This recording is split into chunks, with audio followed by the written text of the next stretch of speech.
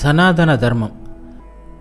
பேராசை கொண்டவன், மூர்க்கமானவன், கடும் சொல் பேசுபவன், அதிக பிரசங்கி, மனதில் கோபத்தை வைத்திருப்பவன், தற்பெருமை பேசுபவன் ஆகிய 6 தீய மனநிலை கொண்ட மனிதர்கள் செல்வத்தை அடையும் போது பிறரை மரியாதையாக நடத்த மாட்டார்கள்.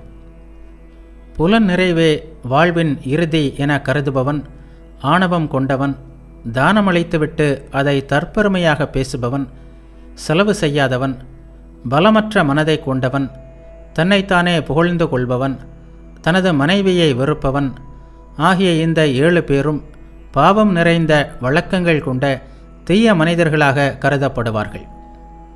நீதி, உண்மை, தவம், தற்கட்டுப்பாடு, மனநிறைவு, பணிவு, துறவு, பிறரிடம் அன்பு செலுத்துதல், தானம், சாஸ்திரம் அறிதல், பொறுமை, மன்னிக்கும் மனநிலை ஆகிய 12ம் பிராமணர்களின் நடைமுறைகளாகும்.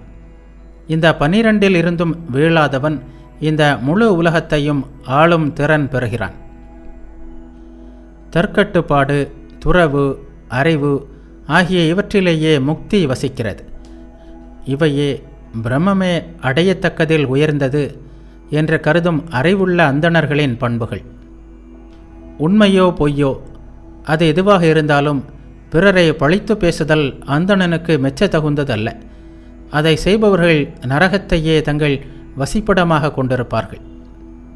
பிறரிடம் பகைமை கொள்ளுதல், அறச்செயல்களின் வழியில் தடை ஏற்படுத்துதல், இகழ்ச்சி, பேச்சில் பொய்மை, காமம், கோபம், பிறரை சார்ந்திருத்தல், பிறரை பழித்து பேசுதல், பிறரின் குறையறிந்து உரைத்தல், செல்வத்தை விரயமாக்குதல், சச்சரவு, செருக்கு, வாழும் உயிரினங்களுக்கு செய்யப்படும் கொடுமை, கெடுநோக்கு, அறியாமை, மதிக்க தகுந்தோரிடம் குறை காணுதல், நன்று தீதில் அறிவை இழத்தல், எப்போதும் பிறருக்கு தீங்கிழைக்க முனைதல் ஆகியவையே 18 தவறுகள்.